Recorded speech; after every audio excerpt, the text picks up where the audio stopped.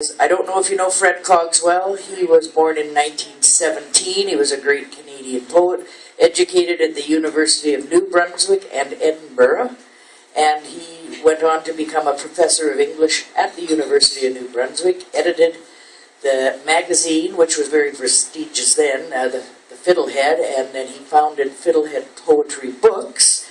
He was inducted into the Order of Canada before he passed away. He passed away in 2004, but his legacy does live on. He was a fabulous Canadian poet, and he did so much for other poets, a real mentor to everybody. So I've chosen a couple of his poems. 3 very little shorties and 1 medium, so I'll be off in 5 minutes. This is my favorite, the first one, because he was such a gentle person, but he must have been very angry at somebody when he wrote this one. And it's called Elegy for a Bad Painter. Pour his blood into scarlet tubes and drill a palette from his hollow skull.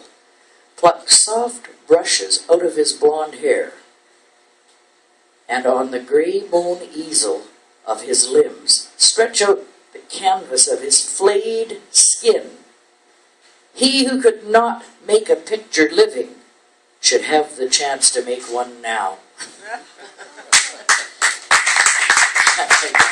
This other one is Respect for a Poet. When he is dead at last, do not remember what he did, and say, in this he was good or wise. That sin in him was bad or hid.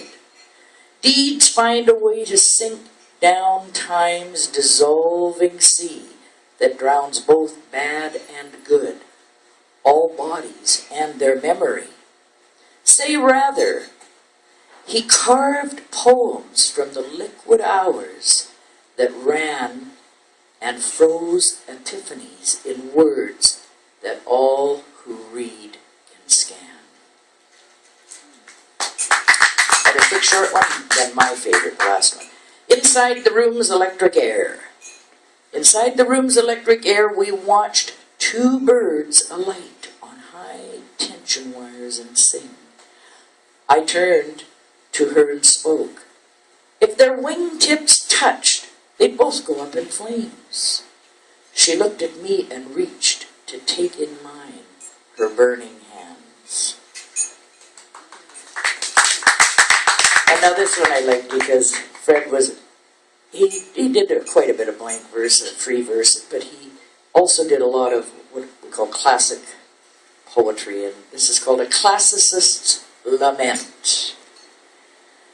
Though once a slave before tradition's throne, the poet now need please himself alone.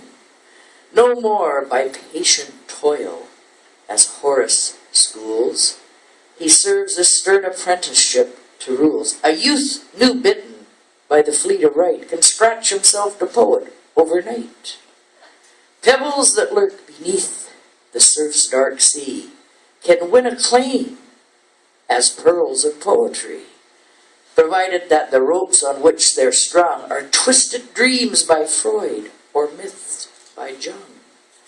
For like high priests, whose revenue depends upon a lore no layman comprehends, the modern critic gives his best reviews to words and works that's esoteric and abstruse. And should it prove too dense, like courtier bold who praised the king's new clothes in fable old, boldly he'll vaunt the poem's well-cut shape and trace the rich patterns where the public gape.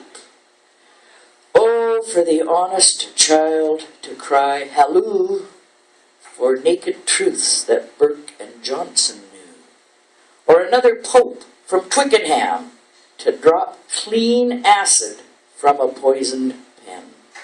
That's Fred Cogswell. Quite the man.